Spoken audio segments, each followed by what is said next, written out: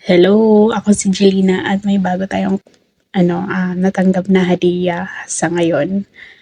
Konti lang 'to or maliit na bagay lang, mumurahin lang din pero okey na din, nakakagaan na din ng puso, 'di ba? Nakakagaan na rin sa pakiramdam kahit papaano. Kasi ganito 'yun, um, nung dumating ako dito, yung piercing ko 'di ba tatlo-tatlo 'yan magkabilaan kong tenga. Nung umuwi ako ng Pinas nagsara yung isa, ta's bago ako bumalik dito pinabalik ko ulit or pinalagyan ko yung sa dulo. Tapos ang nilagay diyan is parang 10K. Then gold siya na 10K, dalawa. Tapos may yung isa parang may bato na kulay pula. Kaso ano na siya, tawag dito, nag-fade na yung kulay kasi isang taon na ako dito, 'di ba? So malamang nag-fade na yun. Di ko naman yan tinatanggal-tanggal. Tinatanggal ko lang paglilinisan. So nag-fade na yung kulay niya. Tinanggal ko. Tapos yung may bato na kulay red is nawala, nalaglag yung isa, hindi ko na nahanap. So, tinanggal ko na din. Tapos itong silver na yan, 6 yan, magkakaibang size.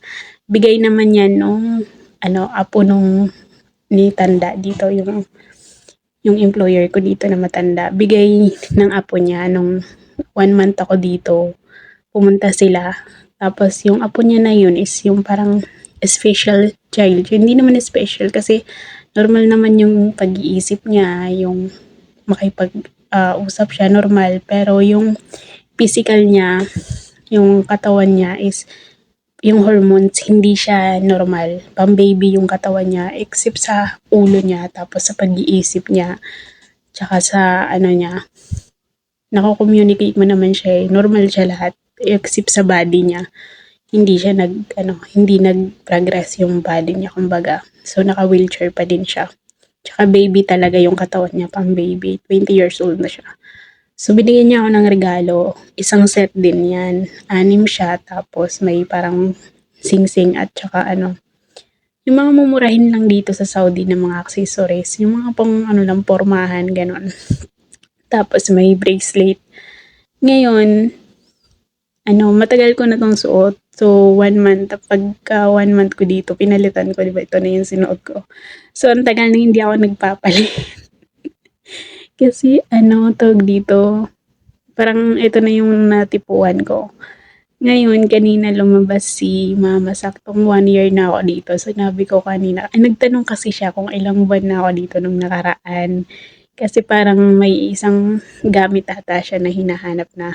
Ngayon lang daw niya nakita. Ang tagal niya nang hinahanap. Tapos tinatanong niya ako kung ilang ba na ako dito. Sabi ko 1 year na po ako kahapon. Tapos lumabas sila kanina kasama yung mga apo niya, yung mga anak niya. Pag uwi niya, ano, um, pinagbuksan ko sila ng gate. Tapos sabi niya, sandali lang, ganyan. May ibibigay daw siya. Tapos sabi ko, ano yun? Tapos eto, pili, wait lang. Inabot niya sa akin to. Yan, binili nila sa Center Point. Akala ko kung ano. Tapos ito yung laman.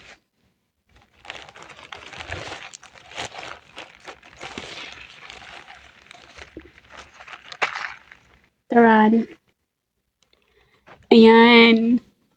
Iba't ibang design ng hikaw. Mumurahin lang siya. 30 SAR. Mahal na din to sa Pinas. 100 plus na rin. So, ito siya. Sabi niya para daw may pamalit ako sa hikaw ko palagi. Kung gusto ko daw may kulay-kulay, ayan daw. So, ayan. Pang-forma lang naman to. Pero dito ako natuwa. Ito kasi yung gusto ko talaga. Gusto kong bumili ng Pero bibili ako ng, gusto kong bumili ng yung gold talaga. Kasi nagsusugat din yung tenga ko pag mga ganito lang. Pero na parang nasanay na din. Sinanay ko kasi yung tenga ko ng mga ganito lang. Mga mumurahin na hikaw. Ayoko kasi. Dati nagsusugat siya pag nangangati agad. Pero sinanay ko, ginagawa ko, nililinisan ko na lang lagi. So, ayan, may pamalit na tayo, guys. Magtitingin ako kung anong magandang pares. Diba? Yun lang. Tapos, sa tuwa, na-touch naman ako kahit papaano. Niyakap ko siya, tapos niyakap niya ako, tapos ganyan-ganyan. Pakabait lang daw ako. Kasi minsan umuuswad na yung sungay natin. Pero hindi naman, ano lang naman, control naman. Kahit papaano nagko-control tayo 'pag may mga tupak. Pero ayun, sobrang thankful din na may pangkalit na tayo sa hikaw ko. So, yun lang.